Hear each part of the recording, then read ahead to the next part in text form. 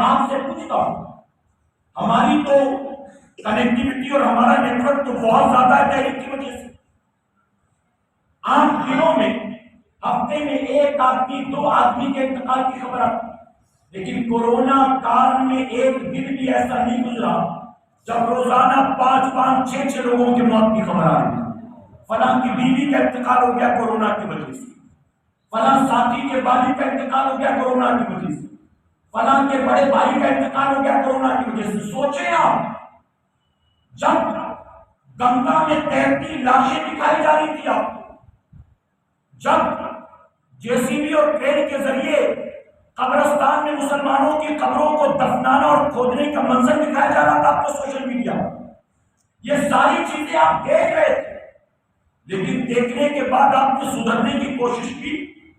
کتنے لوگ ہیں جن سے پب جی چھوٹا، کتنے لوگ ہیں جن سے ٹک ٹاک چھوٹا، کتنے لوگ ہیں جو فیس بک سے وقت نکال کر اللہ کے گھر کی طرف آتے جاتے، کتنے لوگ ہیں جنہوں نے رات رات پر یوٹیوب دیکھنا چھوڑا؟ آپ بتائیے میرے پیارے آقا کے پیغمبروں، میں آپ سے سوال پوچھتا ہوں اللہ کے گھر میں، دل پر ہاتھ رکھ کر مجھے جواب دینا میری قوم کے جوانوں، اگر آپ کووڈ 19 کے ماحول سے نکل کر آج زندہ صحیح سلامت جب لاکھوں لوگ پوری دنیا میں مارے گئے اور عام آدمی نہیں، ڈاکٹرز بھی مرے، پولیس والے بھی مرے، نہ جانے کتنے منتری سنتری مرے، نہ جانے کتنے دولت مند مرے، اگر ان مرنے والوں میں ہمیں بھی شامل کر دیا جاتا، ہم بھلا بتاؤ کیا کرتے؟ جہاں 1 لاکھ مرے تھے 1 لاکھ 1 کا اضافہ ہو جاتا، آخر ہم مر جاتے تو کیا ہوتا ہمارے مرنے کے بعد؟ اگر ہم نہیں مرے آج زندہ ہیں تو دل پر ہاتھ رکھ کر جواب دو، ہم زندہ ہیں تو کیا WHO کی وجہ سے زندہ ہیں؟ ہم زندہ ہیں تو ہماری گورنمنٹ کی پالیسی کی وجہ سے زندہ ہیں؟ ہم زندہ ہیں تو کیا سینیٹائزر کی وجہ سے زندہ ہیں؟ ہم زندہ ہیں تو کیا لاک ڈاؤن کی وجہ سے زندہ ہیں؟ ہم زندہ ہیں تو کیا ویکسین کی وجہ سے زندہ ہیں؟ ہم زندہ ہیں تو کیا ماسک کی وجہ سے زندہ ہیں؟ ہم زندہ ہیں تو کیا سوشل ڈسٹینسنگ کی وجہ سے زندہ ہیں؟ ہم زندہ ہیں تو کیا مسجدیں بند تھی اس لیے زندہ ہیں؟ آپ کو ماننا پڑے گا اگر ہم کل بھی زندہ تھے اور آج بھی زندہ ہیں تو اس میں کسی اور کا کمال نہیں ہے، یہ میرے اللہ کا کرم ہے کہ اس نے ہم کو زندگی عطا کیا۔ پھر بھی اللہ کا شکر ادا نہ کرو، پھر بھی ٹک ٹاک دیکھ کر ناچو، ٹک ٹاک پہ ویڈیو بناؤ، ٹک ٹاک پہ چٹکلے بناؤ، پھر بھی تم رات رات پر پب جی کھیلو، آوارہ گردی کرو، اللہ رسول کی نافرمانی اور بغاوت کرو، پھر سدھرو گے تو کب سدھرو گے بھلا بتاؤ؟ جب موت کا فرشتہ سرہانی آ کر کھڑا ہوگا تو کہو گے تھوڑی دیر رک جا، کم سے کم اتنی مہلت تو دے کے داڑھی رکھ لوں، کم سے کم اتنی مہلت تو دے کے 2 4 جوڑی کرتا پیجامہ سلوا لوں، مہلت ملے گی آپ کو بھلا بتاؤ؟ اگر مہلت ملتی تو یقیناً وہ فرعون جو تخت و تاج و حکومت کے جھانسے میں آ کر خدائی کا دعویٰ کر بیٹھا، اس کو مہلت مل جاتی نا، اس کے پاس تو لشکر بھی، فوج بھی، وزیر بھی، بادشاہ بھی، مال و دولت بھی، سب کچھ تھا۔ اگر ان ساری چیزوں سے مہلت ملتی تو نمرود کو یقیناً مہلت مل جاتی، قارون کو یقیناً مہلت مل جاتی، شداد کو یقیناً مہلت مل جاتی، ابو جہل ابو لہب کو یقیناً مہلت مل جاتی۔ اگر دنیاوی اسٹیٹس، رتبے اور مال و دولت کی وجہ سے، آپ کے ایجوکیشن کوالیفیکیشن کی وجہ سے اگر مہلت ملتی تو یقیناً ان سب کو مل چکی ہوتی، لیکن میرے پیارے آقا کے پیغمبروں، جب موت کا فرشتہ آیا ہے تو انبیاء کو بھی مہلت نہیں دی گئی۔ اللہ نے جو وقت مقرر کر رکھا تھا اس نبی کی روح کو اسی وقت پر نکالا گیا ہے۔ اس کائنات میں تنہا میرے نبی کی ذات ہے کہ موت کا فرشتہ جب آتا ہے تو روح قبض کرنے سے پہلے اجازت طلب کرتا ہے، علاوہ اس کے نہ کسی ولی کو اجازت دی گئی، نہ کسی سخی کو اجازت دی گئی، نہ کسی سرمایہ دار کو اجازت دی گئی، نہ کسی منتری اور سنتری کو اجازت دی گئی۔ ہماری اوقات کیا ہے؟ ہم چلتے پھرتے دنیا سے چلے جائیں گے، پتہ بھی نہیں ہوگا۔ اے سرکار مدینہ کے پیغمبروں، اس لیے ہمارے اور آپ کے لیے ضروری ہے اس سے پہلے کہ موت کا فرشتہ آئے اور ہماری روح کو کھینچنا شروع کرے اور ہم کانپتے رہیں، ہماری آنکھیں پھٹی رہیں، ہماری زبان سوکھی جاتی ہو کانٹے کی طرح، اس سے پہلے توبہ کر لو۔ آپ جانتے ہیں میرے آقا صلی اللہ علیہ وسلم نے فرمایا سکرات کے وقت بندے کی آنکھیں پھٹی کیوں ہوتی؟ جانتے ہیں؟ وہ ٹک ٹکٹکی باندھے دیکھ رہا ہوتا یہاں وہاں. کیوں؟ وہ اس لیے دیکھ رہا ہوتا کہ اسی کو تو جمع کیا تھا میں نے اتنے سالوں میں. ہائے میرا مکان، ہائے میرا یہ بستر، ہائے میرا یہ مال و دولت، اب کار میری آج سے میری نہ رہے گی، کوئی اور لے لے گا، بینک بیلنس کوئی اور لے لے گا. ارے میں اللہ رسول کا باقی بن کر جو جمع کرتا رہا، اب بہت جلد وہ سب مجھ سے چھوٹنے والا ہے. حسرت سے وہ ٹکٹکی باندھتے دیکھتا رہتا ہے. اس کا بھائی بھی سرانے ہوتا ہے، اس کا باپ بھی سرانے ہوتا ہے، اس کی اولاد بھی سرانے ہوتی ہے، لیکن کوئی اس کی مدد نہیں کر سکتے ہیں. اس کی روح کو کھینچا جاتا ہے، اس کی طرف کو وہی جانتا ہے، اس کی شدت و تکلیف وہی جانتا ہے. میرے پیارے آقا علیہ الصلوۃ والتسلیم کے پیغمبروں، آپ ذرا سوچیں تو صحیح، ہمارا اور آپ کا مرنے کے بعد کیا بنے گا؟ عائشہ صدیقہ رضی اللہ تعالیٰ تشریف فرماتی، ایک چھوٹے سے بچے کا جنازہ جا رہا تھا. آپ نے دیکھا تو بڑک اٹھی، آپ کی آنکھوں سے آنسو جاری ہو گیا. لوگوں نے کہا عائشہ صدیقہ، ایک بچے کے جنازے کو دیکھ کر آپ کو رونا کیوں آ گیا؟ آپ کیا اس کو جانتی تھی؟ آپ کیا اس کو پہچانتی تھی؟ آپ فرماتی نہیں میں جانتی پہچانتی تو نہیں، لیکن مجھے وہ آقا کا فرمان یاد آ گیا. ابھی کچھ دیر کے بعد جب لوگ لے جا کر اس بچے کو قبر کے اندر دفن کریں گے تو قبر اس کو دبانا شروع کر دے گی. اس بچے کو جب قبر دبائے گی، اس کا نرم نازک بدن و تکلیف کیسے برداشت کرے گا؟ بس اسی وقت کو سوچ کر مجھے رونا آ گیا. آپ سوچیں کہ مرنے کے بعد قبر جب ایک چھوٹے سے بچے کو دباتی ہے، 20-22 سال کی ہمارا کو قبر جب دبائے گی تو بچانے والا قبر میں کوئی ہوگا؟ میرے پیارے آقا کے پیغمبروں، ابو ذر غفاری رضی اللہ عنہ فرماتے ہیں جب خاتون جنت کو قبر میں اتارا گیا، ان سے نہ رہا گیا، بے ساختہ وہ پکارتے ہیں قبر خیال رکھنا ہم کس کو تیرے حوالے کر کے جا رہے ہیں. اے قبر تو جانتی ہے کہ آج ہم نے کس کو تیرے حوالے کیا؟ روایتوں میں آتا ہے کہ قبر سے آواز آتی ہے ابو ذر میں آنے والوں کا حسب نسب نہیں دیکھتی ہوں، میں تو آنے والوں کے صرف اعمال دیکھا کرتی ہوں. اعمال. یہ چودھری بنے گھوم رہے ہیں قبر میں کیا ہوگا ان کا؟ یوٹیوبر بنے گھوم رہے ہیں قبر میں کیا ہوگا ان کا؟ ٹک ٹاکر بنے گھوم رہے ہیں قبر میں کیا ہوگا ان کا؟ ماڈل اور ہیرو بنے گھوم رہے ہیں قبر میں کیا ہوگا ان کا؟ نچنیے کویے بنے گھوم رہے ہیں قبر میں کیا ہوگا ان کا؟ کان میں بالیاں ہاتھ میں بریسلیٹ پہن کے گھوم رہے ہیں قبر میں کیا ہوگا ان کا؟ 6 جگہ سے پھٹی چیز پہن کے گھوم رہے ہیں قبر میں کیا ہوگا ان کا؟ ارے جمعہ کی 2 رکعت پڑھنے آتے ہیں اور وضو کرنے کا سلیقہ نہیں آتا ہے قبر میں کیا ہوگا ان کا؟ ہمارے یہاں شادیاں ہوتی، ایک بیٹی کا ہاتھ پیلا کرنے کے لیے ماں باپ کتنے جتن کرتے، اوقات سے بڑھ کر خرچ کیا جاتا ہے بیٹے بیٹی کی شادی میں. اور شادیاں تو آج اسٹیٹس سمبل بن چکی. یہی تو موقع ہے بتانے کا میں کتنا پیسے والا اور کتنا بڑا. اسٹیٹس سمبل بن چکا. کار سے لے کر رخصتی تک ساری رسمیں دیکھ لی، لاکھوں روپے ضائع ہو جاتے، لاکھوں روپے. لیکن میں آپ سے ایک سوال پوچھتا ہوں، اپنی بیٹی کے ہاتھ پیلے کرنے کے لیے، اپنے بیٹے کے سر سہرا باندھنے کے لیے جس ماں باپ نے لاکھوں روپے خرچ کیے، اوقات نہیں کی تو زیور رکھ دیا سود پر، اوقات نہیں تھے تو گھر کے پیپر رکھ دیے لون پر، اوقات نہیں کی تو جان پہچان والوں سے قرضے اٹھا لیے. آپ جانتے ہیں کہ کئی بیٹیاں بیاہ کر اپنے سسرال چلی جاتی ہیں اور ان کے جانے کے بعد پورا باپ پوری زندگی بیٹی کی شادی کا قرضہ اتارتا رہ جاتا. ابھی میں نے 1 مہینے پہلے پڑھا اخبار میں، ایک باپ نے اپنی 2 بیٹیوں کی شادی کی اور شادی کے 1 ہفتے کے بعد کنویں میں کود کر اس نے خودکشی کر دی. کیوں؟ بیٹیوں کی شادی میں اتنا قرضہ لے لیا تھا کہ وہ جانتا تھا کہ میں اس زندگی میں تو یہ ادا نہیں کر سکتا. اب رسوائی اور ذلت سے بہتر ہے کہ میں موت کیوں نہ قبول کروں.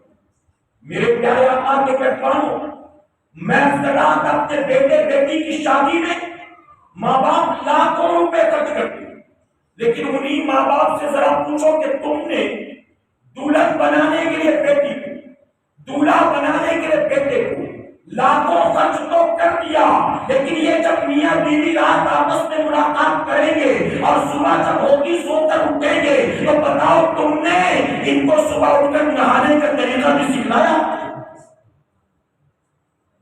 رسمیں تو پتہ نہیں کیا کیا تم نے کر لی، لیکن جس کی شادی ہوئی اس بیٹی کو صبح اٹھ کر نہانے کا طریقہ آتا ہے؟ اب وہ ظاہر ہے کہ شوہر کے ساتھ رات گزار کر اٹھے گی تو اس کو فرق ہوگا نا؟ کیا اس کو پتا ہے کہ نہانا کیسے؟ کون سکھائے گا؟ ویڈیو والا سکھائے گا؟ کہتا آ کر بٹیانا سکھائے گا؟ سکھائے گا تو کون سکھائے گا؟ میرے پیارے آقا کے پیغمبروں میری قوم کا حال جانتے ہیں کیا ہے؟ مسجد کے امام کو بلاتے ہیں نکاح پڑھانے اور امام کے ہاتھ پر 500 روپے کا لفافہ، اور بہت دل بڑا کیا تو 1100 روپے کا لفافہ، اور امام کو 1100 دینے کے بعد یہ سوچتے کہ پورے گاؤں میں آج تک مولانا کو اتنا کسی نے نہیں کیا ہوگا، اور ویڈیو شوٹنگ والے کو مسکرا کر 25,000 روپے دیے۔ یعنی امام کی اوقات تیرے نزدیک 1100 کی، اور ویڈیو والا تیرے نزدیک بہت قیمت رکھتا ہے، بہت اہمیت رکھتا ہے۔ غلط نہیں کہہ رہا میرے بھائی، میں کہتا ہوں جب ہم مسلمان ہو کر اپنے علماء کی عزت نہ کریں، جب ہم مسلمان ہو کر اپنی مسجد کے امام کی عزت نہ کریں، جب ہم مسلمان ہو کر حافظ قرآن کی عزت نہ کریں، جب ہم مسلمان ہو کر دینداروں کی عزت نہ کریں، تو کیا ہم مودی جی سے توقع کر سکتے ہیں کہ وہ علماء کی عزت کریں گے؟ وہ ائمہ کی عزت کریں گے؟ جب ہم خود نہیں کرتے ہیں تو ان سے کیا توقع کی جائے جن کو کچھ پتہ ہی نہیں؟ تو ہمیں اپنے آپ کو بدلنا ہے کہ انشاءاللہ، اور بہت محنت کرنی ہوگی میرے بھائی۔ میں تقریر نہیں کرتا، میں اپنے دل کا درد بیان کرتا ہوں، اور بہت تکلیف ہوتی ہے۔ آپ جانتے ہیں تحریک سنی دعوت اسلامی سے وابستگی کے بعد اللہ کا کرم ہے کہ ہندوستان کے مختلف علاقوں کے دورے کرنے کا موقع ملتا ہے۔ ہم جہاں بھی جاتے ہیں اکثر جگہوں پر لوگ کہتے ہیں کہ حضرت یہاں شراب کے بارے میں پوچھیں۔ ہم کہتے ہیں شراب کے بارے میں کیوں؟ کہتے ہیں ہمارے یہاں ہر دوسرے گھر میں شرابی موجود ہے، ہماری بستی ہے 90% مسلمانوں کی، لیکن شراب عام ہو چکی ہے ہمارے یہاں۔ نوجوان ڈرگس لیتے ہیں، نشے پر بول دیا۔ میں کہتا ہوں نماز پر بولوں، حقوق والدین پر بولوں، اصلاح معاشرہ پر بولوں، علم دین پر بولوں، حضور کی سنت پر کیا ثواب ملے گا عمل کرنے کے بولوں؟ کہتے نہیں آپ شراب پر بولیں، آپ نشے پر بولیے۔ کیوں؟ آپ انٹرنیٹ پر بولیے، آپ پب جی پر بولیے، آپ فیس بک اور یوٹیوب پر بولیے۔ ہمیں لوگ یہ عنوان دیتے ہیں۔ آج کے دور کا یہ عنوان ہو چکا ہے کہ مسلمان کو یہ بتانا پڑتا ہے کہ شراب حرام ہے۔ ارے ظالم تجھے پتہ نہیں ہے، آج جس شراب کے بارے میں تجھ سے کہہ رہا ہوں اللہ رسول نے 1450 سال پہلے اس سے منع فرما دیا، اور آج قوم مسلم کا حال یہ ہے کہ جو دروازے میرے نبی نے 1450 سال پہلے ہماری خاطر بند کر دیے، آج ہر اس دروازے پر سب سے زیادہ آپ کو مسلمان ہی نظر آئے گا، چاہے وہ زنا کا اڈا ہو، چاہے وہ نشہ پر دوائیاں ہو، چاہے وہ سود کے دھندے ہو، چاہے وہ ماں باپ کی بغاوت اور نافرمانی ہو۔ جتنی چیزیں نبی نے منع کر دیا، آج ہم اور آپ اسی میں پیش نظر آتے ہیں۔ میرے پیارے آقا علیہ السلام و تسلیم کے پیغمبر حضور اکرم صلی اللہ علیہ وسلم نے فرمایا، بہت غور سے سنیے گا، ابھی 10 منٹ میرا باقی ہے، آپ کی طرف سے اجازت ہے؟ جی جو سننا چاہتے ہیں ذرا کہے سبحان اللہ۔ میں 10 منٹ میں اپنی گفتگو سمیٹوں گا انشاءاللہ، ٹھیک ہے؟ میرے پیارے آقا علیہ السلام و تسلیم کے پیغمبر غور کریے گا، حضور اکرم صلی اللہ علیہ وسلم نے اپنے صحابہ سے فرمایا، میرے صحابیوں 4 میں سے 1 بننا، 5 مت بننا۔ اور وہ 4 کیا گنایا میرے آقا؟ میرے نبی فرماتے عالم بننا، سبحان اللہ، یا پھر طالب علم بننا، یعنی علم حاصل کرنے والے بننا، یا پھر علماء کی مجلس میں بیٹھنے والے بننا، یعنی علماء کی گفتگو سننے والے بننا، یا پھر علماء سے محبت کرنے والے بننا۔ نبی نے فرمایا 4 میں سے 1 بننا، 5واں مت بننا ورنہ ہلاک ہو جاؤ۔ یعنی 4 میں سے 1 بنے تو کامیاب، اور 5ویں بن گئے تو ہلاک۔ آج پوری دنیا میں امت مسلمہ کی رسوائی کی وجہ کیا ہے؟ سب سے بڑا ریزن یہ ہے ہماری اکثریت 5ویں کیٹیگری کی بن چکی ہے۔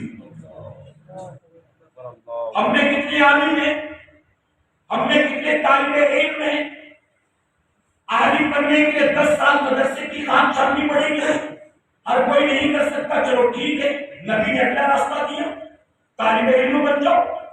اب طالب علم بننے کے لیے بھی تو مدرسے میں جانا پڑے گا، تو چلو ہم سے یہ بھی نہیں ہو سکتا نوکری دے کے، فیکٹری دے کے، دفتر دے کے، کارخانہ دے کے، گھر بار دے کے، راشن پانی دے کے کہ مدرسے میں پڑھے، نہیں کر سکیں گے۔ نبی نے فرمایا کوئی بات نہیں، تیسرا بن جاؤ تم سے۔ تیسرا کیا ہے؟ تم مدرسے میں جا کے پڑھ نہیں سکتے، جو پڑھ کے آئے ہیں ان کی صحبت میں بیٹھ کے کچھ سن لیا کرو، کچھ سن لیا کرو ان کی باتیں، ان کی محفل میں بیٹھا کرو۔ یہ تفسیر بیان کرتے تو بیٹھو، یہ جمعہ میں بیان کرتے تو سنو، یہ کہیں محفل میں گفتگو کرے تو سنو، اگر یہ درس دے تو سنو، کم سے کم یہ تو کر سکتے ہو نا۔ ہم کہتے ہیں بہت مصروف ہے، ہمارے پاس اس کے لیے بھی ٹائم نہیں۔ میں نے دیکھا ہے، میرا آبزرویشن، جو مسجد کے بغل میں رہتا ہے نا، جمعہ کے دن سب سے آخر میں وہی آتا ہے، کیونکہ اس کو سارا شیڈول معلوم ہوتا ہے، ابھی بہت ٹائم، ابھی بہت ٹائم۔ ہم نے دیکھا دور والے آپ کو پہلی دوسری تیسری سب میں ملیں گے، اور مسجد کے بغل والا جوتے چپل کے ڈھیر کے بغل میں پیپر بٹھا کے نماز پڑھ رہا ہوگا، جہاں سب کے جوتے چپل ہوں گے وہی نماز پڑھ رہا ہوگا، بازو میں رہتا ہے نا، اس کے نزدیک قدر نہیں ہے، اہمیت نہیں۔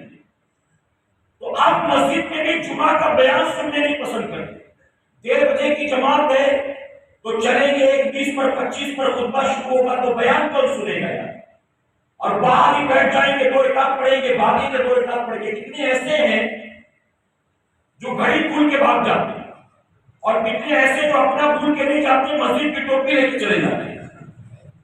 کتنے ایسے جلد بازی میں ایسا لگتا ہے اللہ کے گھر میں نہیں آیا، آٹا بورڈ میں آیا، یرملا جیل کے اندر آیا۔ کتنے ایسے ہیں جمعہ کی 2 رکعت پڑھ کے نہیں آ رہا ہے، قید خانے سے عمر قید کاٹ کے آ رہا ہے، ایسا تیزی سے بھاگے گا کہ جلد بازی میں اپنی نہیں دوسرے کی چپل پہن کے چلا جائے، اور پھر وہ بیچارہ سلام و سلام پڑھ کے دعا کر کے نکلے گا تو چپل ڈھونڈے گا کہ کون لے گیا۔ اب وہ چپل آ کر آنے سے کوئی چرسی گجڑی پوری لے گیا تو جمعہ کا نماز ہی لے گیا ہوگا، غلط نہیں کہہ رہا ہوں۔ تو یہ ہماری قوم کا حال ہے۔ نبی نے فرمایا تیسرے بن جاؤ، وہ بھی نہیں کہ ٹائم نہیں، تو نبی نے فرمایا چوتھے تو بن جاؤ کم سے کم، بیان بھی نہیں سنتے، تفسیر میں نہیں بیٹھتے، درس میں نہیں جانتے، خطبہ نہیں سنتے، کوئی بات نہیں، کم سے کم ان کے باغی اور دشمن تو نہ بنے، محبت تو کرنے والے بن جاؤ، کم سے کم علماء سے محبت تو کرو۔ لیکن میری قوم کا یہ حال ہے کہ علماء سے محبت کیا خاک کرے گا؟ ارے جمعہ کی 2 رکعت جس امام کے پیچھے پڑھتا ہے پورے ہفتے اسی کی قبر بھی کھولتا رہتا ہے۔ ارے وہ امام صاحب کی نئی جیکٹ دیکھا کیا؟ وہ امام صاحب کے گھر میں مہمان آئے تھے، دیکھا کیا؟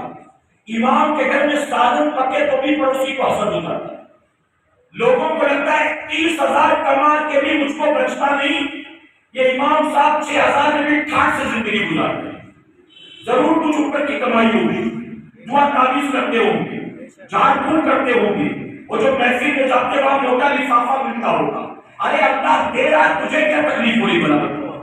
میں تو مسجد کے ٹرسٹیوں سے کہتا ہوں کہ اللہ کے بندو، اگر تم مسجد کے امام کو 6,000 دیتے ہو، اب اس 6,000 کے بعد بھی اگر عیش کی زندگی کو گزارتا ہے تو تمہیں اس سے حسد نہیں کرنا چاہیے، اس کی وجہ کہ سوٹ بوٹ کے لیے، جیکٹ سننے اتر کے لیے آپ سے ایکسٹرا تو نہیں مانگتا ہو۔ اگر 6,000 ہی میں اطمینان سکون کی زندگی گزارتا ہے تو تمہیں اللہ کا شکر ادا کرنا چاہیے۔ اللہ نے ہم کو ایسا ایمان دیا ہے کہ 6,000 میں گزارا کرتا ہے، اللہ کی نعمتوں کا شکر بھی ادا کرتا ہے۔ سبحان اللہ۔ ایک امام نے اپنے مسجد کے ٹرسٹیوں سے کیا کہا جانتے ہیں؟ امام نے ٹرسٹیوں سے کہا کہ اب میری شادی ہو گئی ہے، کم سے کم تھوڑا تنخواہ تو بڑھا دو، اب شادی ہو گئی، کم سے کم تھوڑا تنخواہ تو بڑھا دو۔ اس نے کوئی غلط کیا تھا؟ اب جانتے ٹرسٹی نے کیا کہا؟ ٹرسٹی نے کہا کہ شادی ہو گئی تو آپ میرے تنخواہ بڑھا دو، 1.5 سال کے بعد کہو گے بچہ ہو گیا تو تنخواہ بڑھا دو، پھر 3 سال کے بعد کہو گے ایک اور بچہ ہو گیا تو تنخواہ بڑھا دو، اتنے میں جمتا ہے تو ٹھیک ہے، نہیں تو آپ کوئی اور دے دیجیے۔ میرے پیارے آقا کے پیٹوانوں، یہاں پر مجھے حقیقت اور ریئل فیکٹ یاد ہے، بتاؤں اگر اجازت ہو۔ آج ہماری مسجدوں میں برا مت مانیے، کسی کو اسپیشلی اور پرسنلی ٹارگیٹ کرنا مقصد نہیں۔ چونکہ میں بامبے میں رہتا ہوں، میں وہاں دیکھتا ہوں ہماری مسجدوں کے کئی ذمہ داران ایسے ہوتے ہیں جو پورے ہفتے خود بھی مسجد میں نہیں آتے، ہفتے میں ایک دن جمعہ کے دن وہ آتے ہیں، اور جمعہ کے دن آتے ہیں تو کوشش یہ ہوتی ہے کہ سب کو پتہ چل جائے کہ مالک میں ہی ہوں۔ پھر وہ آئیں گے تو لائٹ چلائیں گے، پنکھا بجھائیں گے، امام کو بلائیں گے، باقی کو ڈانٹیں گے، تاکہ لوگوں کو پتہ چلے کہ میں ہی کرتا ہوں۔ غلط نہیں کہہ رہا ہوں۔ میرے پیارے آقا کے پیٹرول مسجد کے ذمہ داران نے ایک امام کو بلایا کہ امام صاحب کو جمعہ کے دن بھیجو، ہم بیان بھی سن لیں گے، قرات بھی سن لیں گے، پھر ڈیسائیڈ کریں گے کہ اپنا ہے کہ نہیں۔ اب امام نے نماز بھی پڑھا دیا، امام نے بیان بھی کر دیا، اس کے بعد آفس میں بیٹھے فائنل چل رہا تھا کہ اب فائنلی تنخواہ وغیرہ کی بات ہوگی، تو ایک ٹرسٹی نے پوچھا جو کلین شیو، ایک ٹرسٹی نے پوچھا کہ حضرت اچھا مجھے قیامت کی نشانی بتائیں، مجھے کوئی قیامت کی نشانی بتائیں۔ تو امام صاحب نے کہا اس سے بڑی قیامت کی نشانی کیا ہوگی؟ ایک وقت ایسا آئے گا کہ عالم کا انٹرویو جاہل لوگ لینا شروع کر دیں گے۔ اس سے بڑی بھی کوئی قیامت کی نشانی ہوگی کہ عالم کا انٹرویو جاہل لیں گے اور جاہل ڈیسائیڈ کریں گے کہ مریض میری مسجد میں امام کون ہے۔ کہا اس سے بڑی کوئی اور قیامت کی نشانی ہوگی؟ بتائیے، غلط تو نہیں کہہ رہا ہوں۔ تو ہمیں چاہیے کہ ہم اگر عالم نہیں، طالب علم نہیں، علماء کی تقریر کو سنیں گے انشاءاللہ، علماء سے محبت تو کریں گے انشاءاللہ۔ یاد رکھیں علماء سے بغض و عداوت آپ کو سوائے نقصان کے نفع نہیں پہنچا سکتا ہے، اور علماء سے محبت آپ کو دنیا میں بھی فائدہ دے گا اور آخرت میں بھی فائدہ دے گا۔ بلکہ میں تو جہاں جاتا ہوں پورے ہندوستان میں لوگوں کو تربیت دیتا ہوں، میرے بھائی اللہ مجھے توفیق دے اپنی مسجد کے امام سے یا باہر سے کوئی عالم مہمان کے طور پر آئے یا تراویح سنانے کے لیے کسی یو پی بہار کے گاؤں سے کوئی حافظ قرآن آ جائے، اللہ نے تجھے اس لائق بنایا ہے تو اپنے اس عالم سے، اپنے امام سے یا حافظ قرآن سے کبھی خالی ہاتھ مصافحہ مت کرنا، اپنے علماء کی خدمت کر کے دیکھ اللہ مجھے کتنی برکت عطا فرماتا ہے۔ تو نے شادی میں لاکھوں خرچ کیا، کبھی اپنی مسجد کے امام کے لیے خاص دسترخوان گھر پر لگایا کہ امام صاحب میرے گھر آئے، آج میری آپ کی دعوت ہے میری طرف سے؟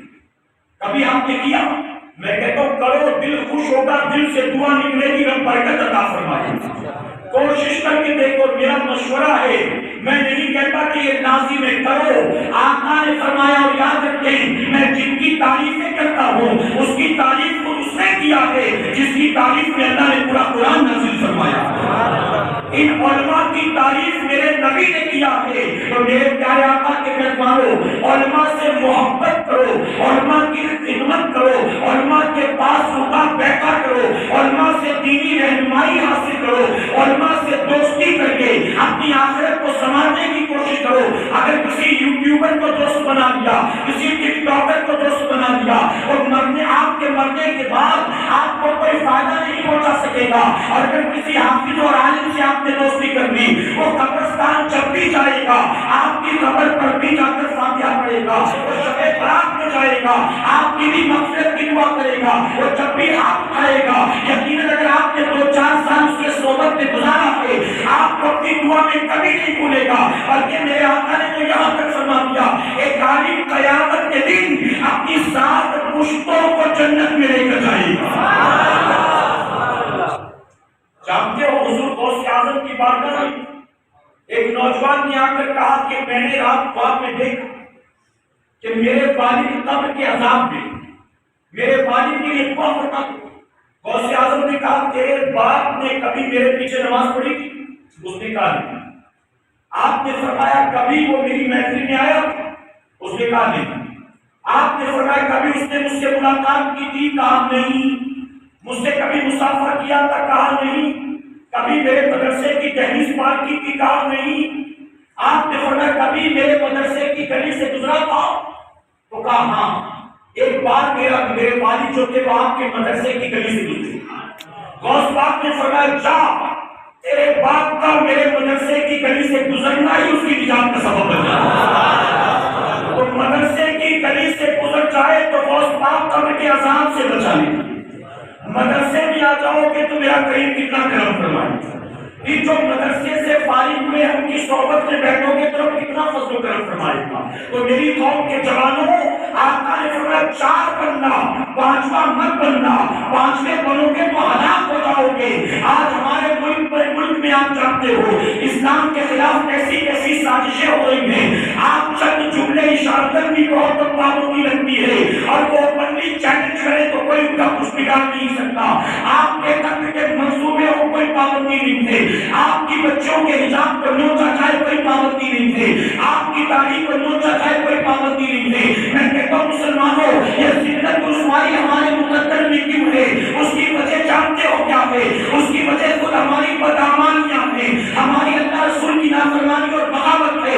اگر آپ چاہتے ہو اللہ ہمیں دل سے گویا وقار عطا کرے، اللہ ہمیں دوبارہ عزت عطا کرے، ہمیں اللہ کی بارگاہ میں سچے دل سے توبہ کرنا ہے اور دنیا سے ٹک ٹکا کر اپنے رشتے کو اپنے دین سے جوڑنے کی کوشش کرنا ہے انشاءاللہ. اب آخری بات میں سنوں گا. ایک بزرگ فرماتے ہیں ہندوستانی مسلمانوں، اگر چاہتے ہو اللہ تمہیں آج بھی وہی عزت دے جو عزت اللہ نے غریب نواز کو عطا کیا، سبحان اللہ، تو اس کے لیے تمہیں کچھ اور نہیں کرنا.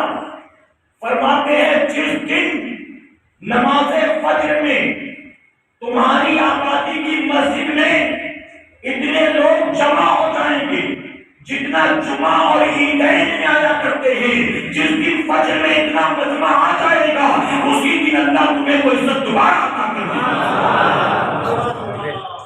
لیکن یہ بحث خواب ہے. اتنے تو ظہر میں بھی نہیں آتی، اتنے تو مغرب عشاء میں بھی نہیں آتی. اللہ اپنے حبیب پاک کے صدقے ہمیں آپ کو سب کو سچی توبہ کی توفیق عطا فرمائے. اللہ ہمیں قرآن و سنت کے مطابق زندگی گزارنے کی توفیق عطا کرے. درمیان گفتگو مجھ سے جانے انجانے میں کوئی غلطی خامی رہ گئی، آپ سب کو گواہ بنا کر سچے دل سے توبہ کرتا ہوں. رب میری توبہ قبول فرمائے. اور ہماری اس محفل کو، اچھا میں تو سوچ رہا تھا 5 منٹ زیادہ ہو گیا، 4 منٹ زیادہ ہو گیا. اچھا مجھے کہہ رہے 15 منٹ اور ہو گئے. ذمہ داران نے اجازت دی ہے، آپ کی اجازت ہے؟ دیکھیں ویسے بھی میں کئی سالوں کے بعد آیا، اب اس کے بعد پھر کتنے سال کے بعد آؤں گا اللہ ہی بہتر جانتا ہے. اور میں جانتا ہوں کہ اچھے کے لوگ الحمدللہ محبت کرنے والے لوگ ہیں. جو بھی مہمان آتا ہے یہ ظاہر ہے کہ میزبانی کا حق ادا کرتے تھے. میں صبح سے آیا ہوں، میں دیکھ رہا ہوں دوپہر میں آپ پہنچا، اور میں دوپہر سے دیکھ رہا ہوں الحمدللہ کی خدمت کرنے میں آپ لوگ کبھی پیچھے نہیں رہتے. اور آپ کی یہ کوشش ہوتی کہ میرے مہمان چاہے جہاں سے بھی آنے والا ہو، جیسا بھی ہو تو جائے یہاں سے تو اچھی یادیں لے کر یہاں سے جائے. تو میرے پیارے آقا کے پیغام میں بھی چاہتا ہوں کہ میں جاؤں تو کچھ پیغام آپ کو لے کر جاؤں. تو میں امید کرتا ہوں جتنی باتیں میں نے کہی یہ باتیں آپ کی سمجھ میں آئیں گی، آپ عمل کریں گے انشاءاللہ. چونکہ تھوڑا وقت ایکسٹینڈ کیا گیا تو 1-2 باتیں اور عرض کر دوں. کسی کو دیر تو نہیں ہو رہی نا؟ ایک بار ذرا محبت سے پورا مضمون شیخ پڑھ لے.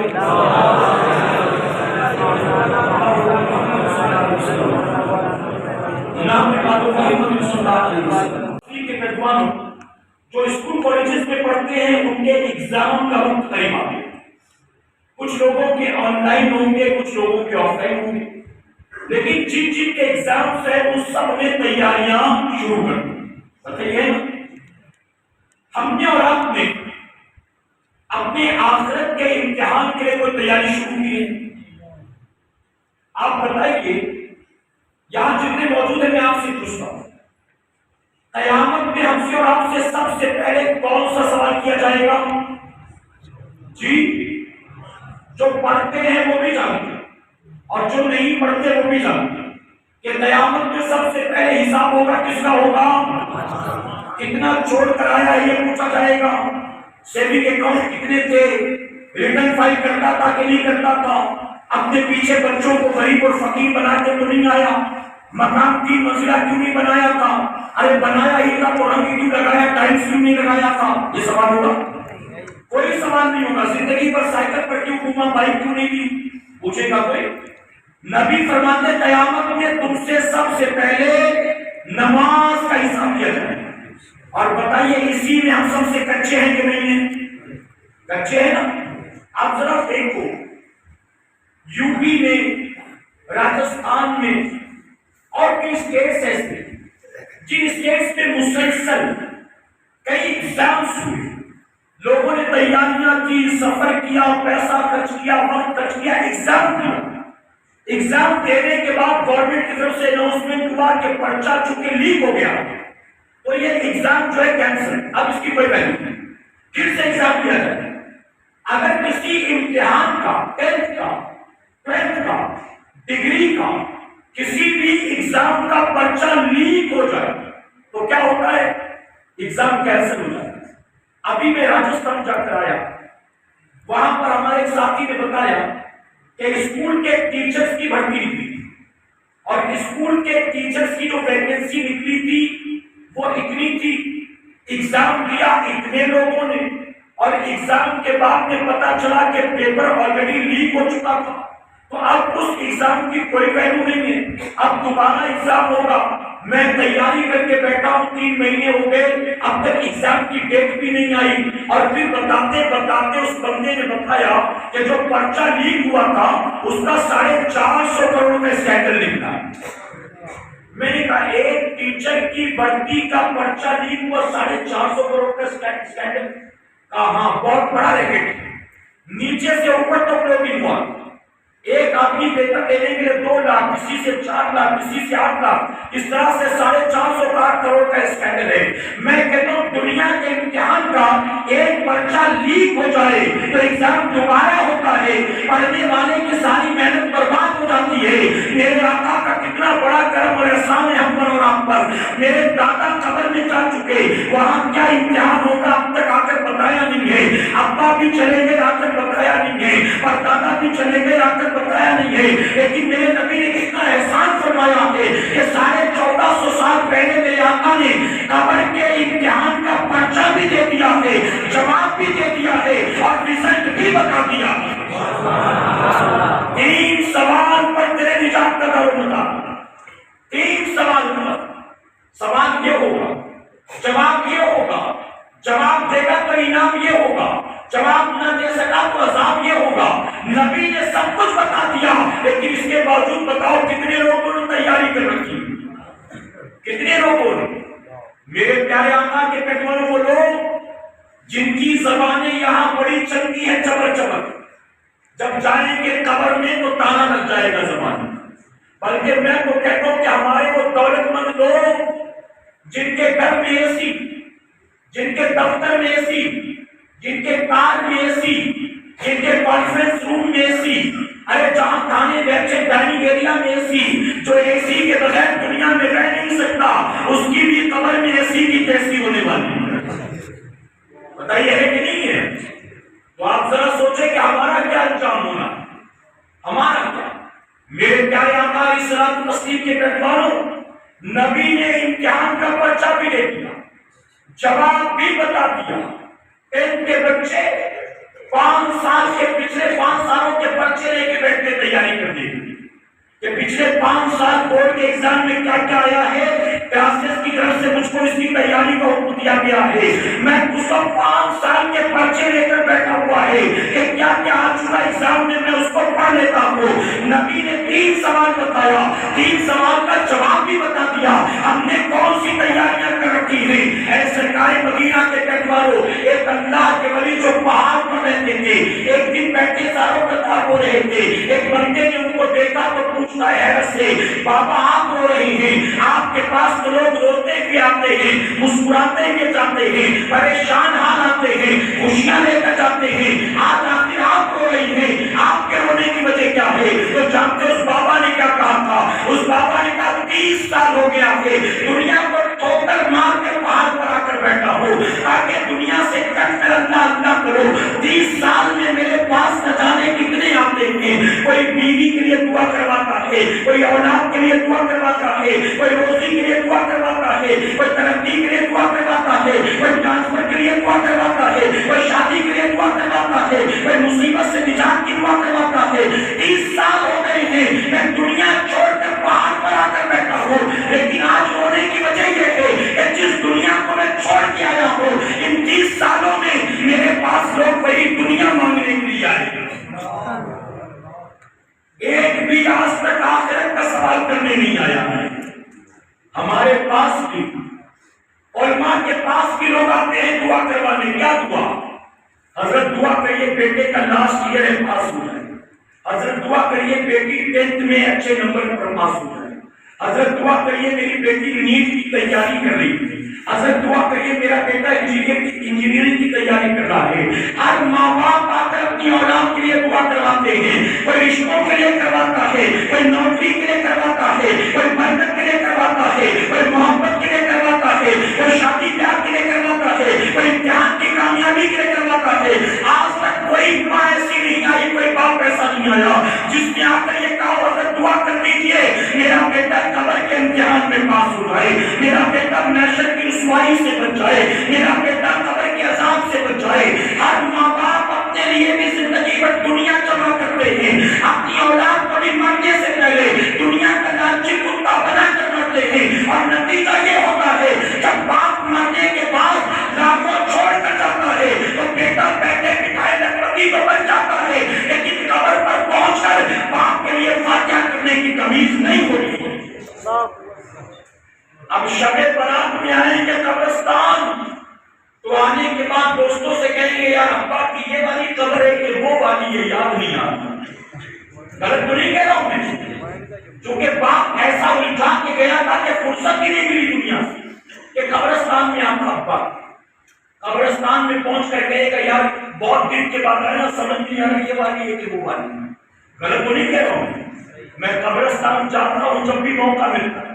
میں نے کئی لوگوں کو دیکھا قبرستان کے دروازے پہ گھوم رہے ہوتے ہیں کہ کوئی داڑھی والا آ جائے تو ابا کی قبر پہ فاتحہ کرتا ہوں. باپ لمپتی تو بنا گیا لیکن اتنی تمیز نہیں دے گیا ہے کہ قبر پر فاتحہ کیسے کرنا ہے. ہم نے دیکھا ایک ماں فخر کرتی ہے اپنی بیٹیوں کی کوالیفیکیشن پر, ان کے حسن و جمال پر, ان کے گورے دال پر, ان کے لمبے بال پر.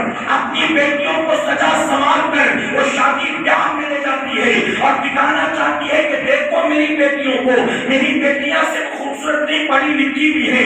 میں کہتا ہوں وہ مائیں اپنی 3 بیٹیوں کی جو تعریفیں کرتی نہیں کرتی ہے, جس کی بیٹیاں ایکرو بنا کر لپسٹک لگا کر ہاتھ میں مہندی اور گالوں کو رنگ کر نکلتی ہے, جب ماں مر جاتی ہے تو تینوں میں سے ایک بیٹی شاید نہیں ہوتی اپنی ماں کو غسل دے سکے, اپنی ماں کو کفن پہنا سکے, بلکہ جب 3 دن کے بعد تیجا ہوتا ہے تو اڑوس پڑوس کی عورتیں آ کر قرآن کے پارے پڑھتی ہیں اور تینوں حسین و جمیل بیٹیاں اپنی ماں کے احسان ثواب کے لیے تسبیح لے کر بیٹھی ہوتی.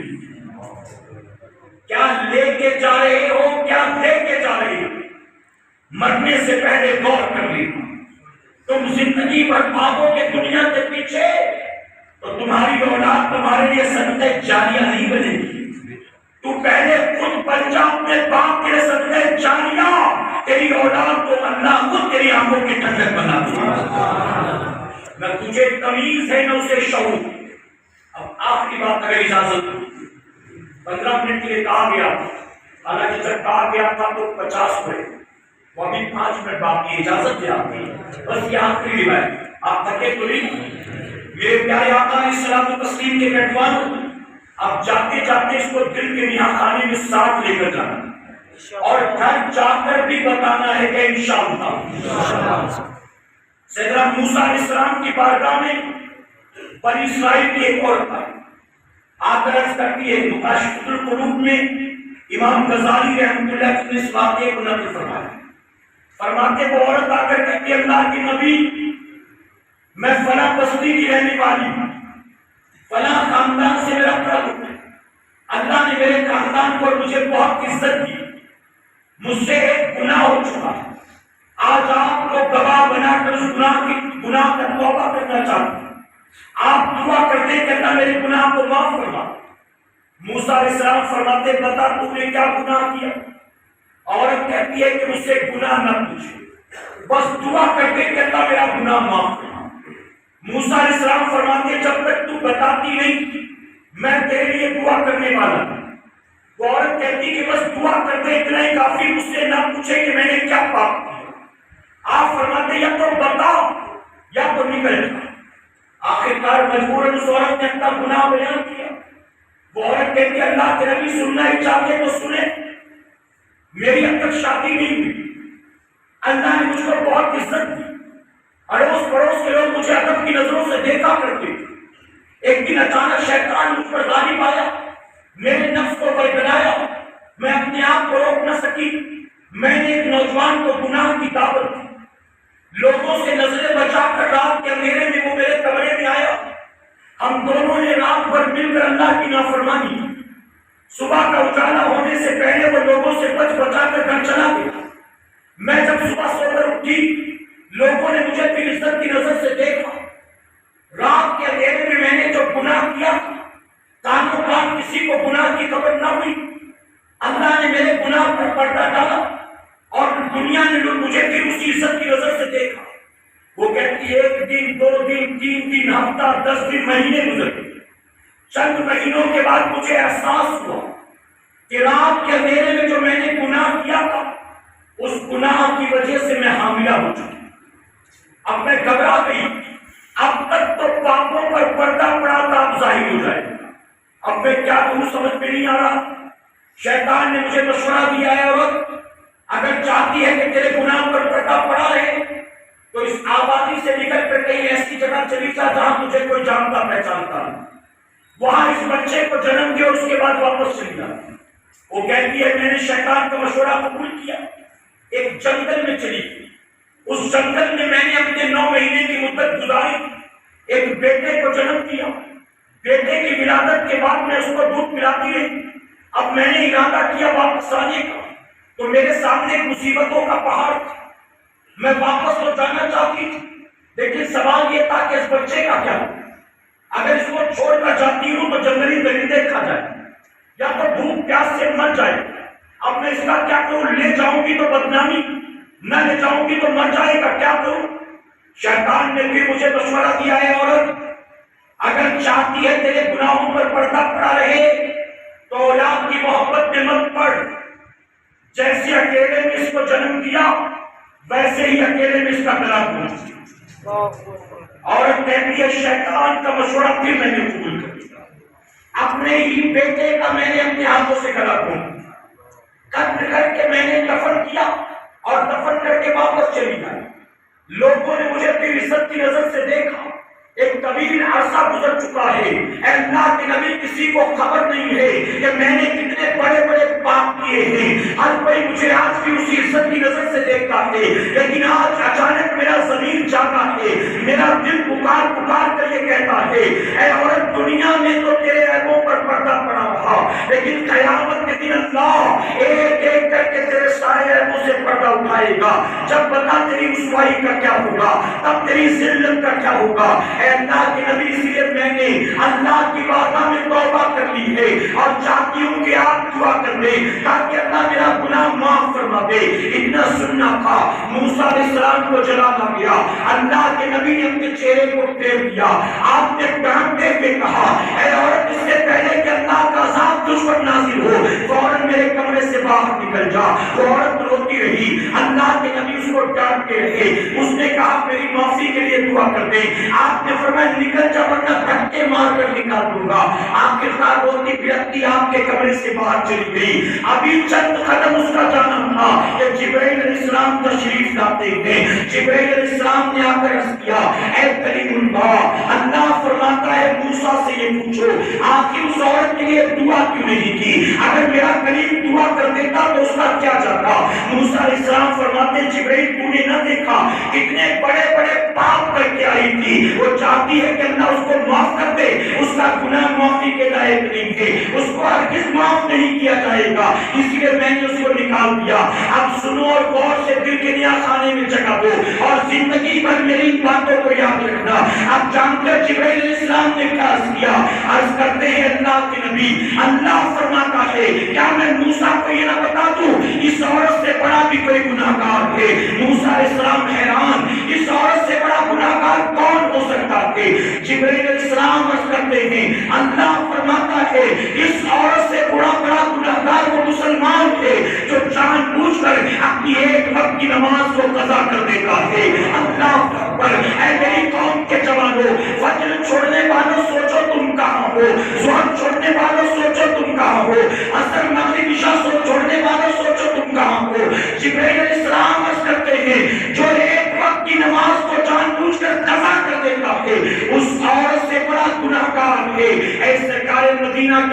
والوں ماہ رجب چل رہا ہے، 27 تاریخ آنے والی ہے، یہی وہ تاریخ ہے کہ جب آقا معراج کے سفر سے آئے تھے، نماز کا تحفہ لے کر آئے تھے، نماز کے تحفے کو ابو بکر نے سر پر رکھا تھا، عمر نے آنکھوں سے لگایا تھا، عثمان غنی نے ہونٹوں سے چوما تھا، سیدنا مولا کائنات نے سینے سے لگا دیا تھا۔ یہی نماز کا تحفہ تو تھا جس کی حفاظت کے لیے امام حسین نے کربلا میں اپنا پورا کنبہ لٹا دیا تھا۔ یہی نماز کا تحفہ تو تھا جسے مدینے سے لے کر میرے قریب نماز آئے تھے۔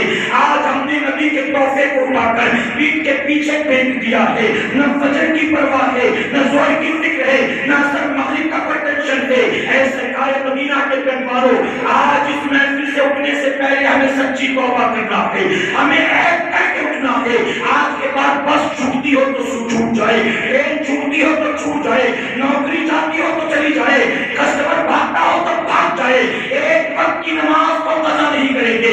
اس کی وجہ یاد رکھنا، ہمیں روزی دینے والا نہ اسٹیٹ کا سی ایم ہے، نہ ملک کا پی ایم ہے، ہم جس کے سجدے چھوڑے بیٹھے ہیں وہی رزاق ہے اور وہی ہمیں روزی دینے والا